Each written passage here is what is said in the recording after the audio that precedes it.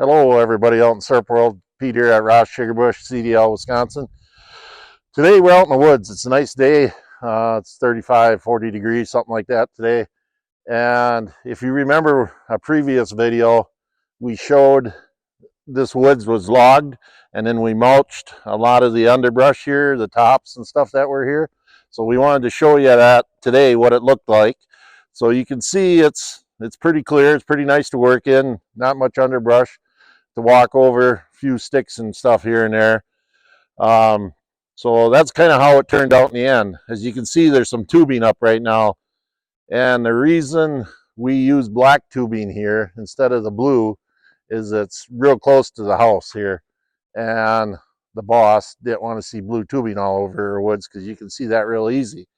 So we just close to the house where you can see in the woods, you can see the black mainline, and we use shadowed tubing. And as I walk around here, we'll swing the camera around real slowly, and you can kind of watch in the woods there.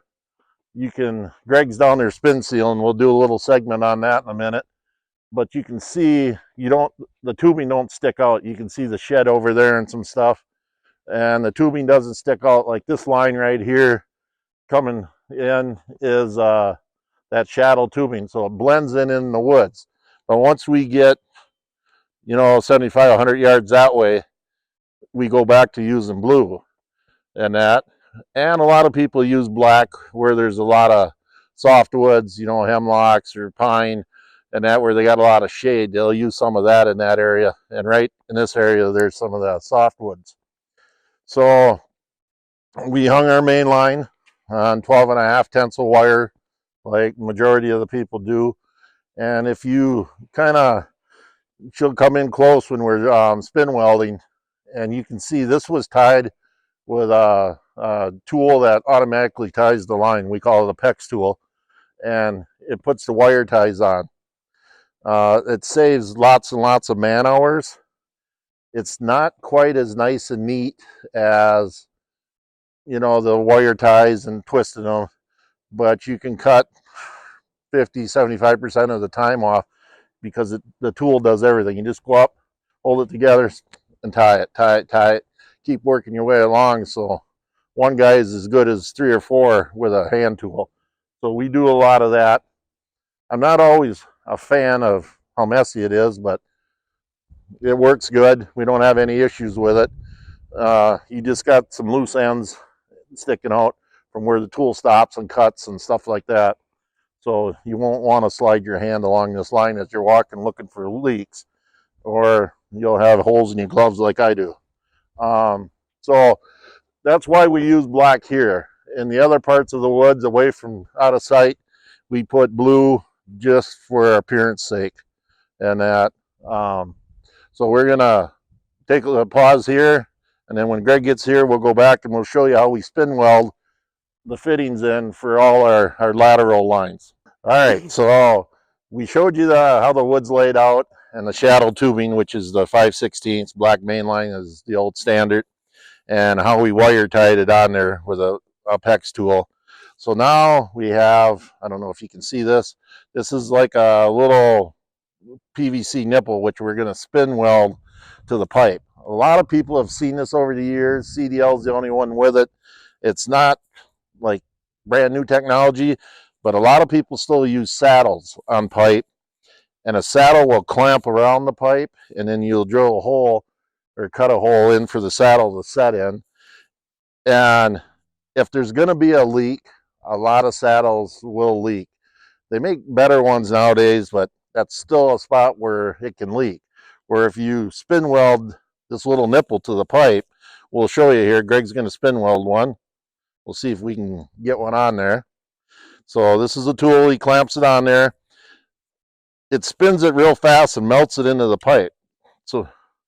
So depending on how cold it is, how long that'll spin. So today it's, I don't know, 35, 40.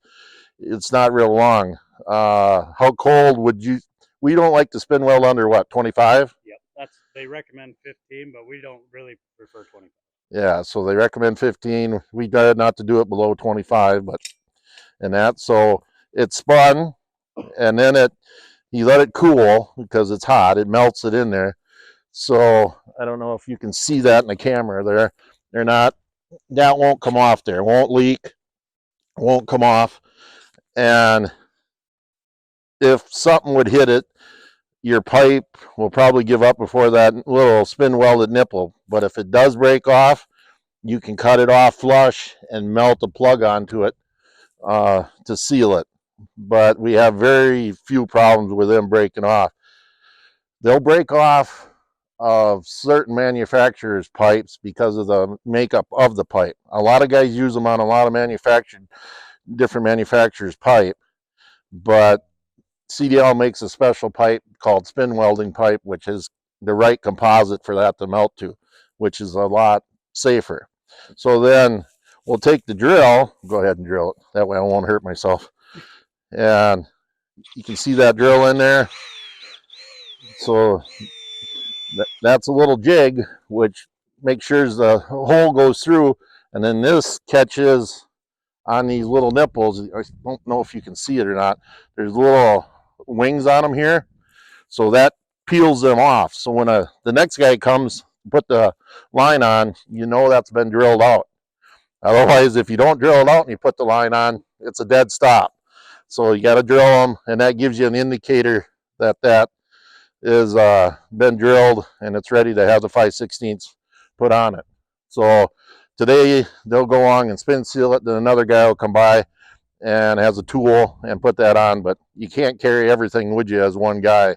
It's enough to bring the spin welder and the drill with you. So that's what we do there. If you look here, you'll see these pink ribbons, and there's a little scrap piece of mainline with a screw into the tree.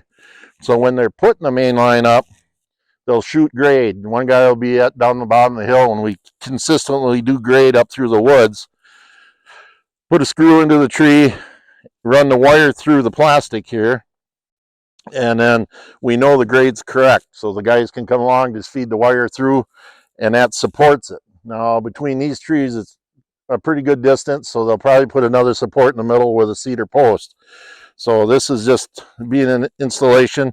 This will get the same spin weld, and this is a spout for this tree. So when we do our 5/16, we shoot for 4 or less. We're trying to do 2 or less on this. There's a lot of 2 and 3s in here, and that size of trees we tap, like that tree there is a 8-9 inch tree. We put 1 on, and then these trees, I tell the boys, if you're confused, if you reach around it and can't touch your hands, it can have 2. That's just a simple way. Everybody's got different reach, but it's a pretty good indicator for them. They don't have to measure nothing or figure it out. So where these trees have been tapped a long time, these are 36-inch drop lines. We can work around the tree both ways and get to, so we're in fresh wood all the time. You should move about 3 inches a year, work your way around. So here's a hole, here's a hole, here's a hole. There's probably one around here, right there, I guess it is.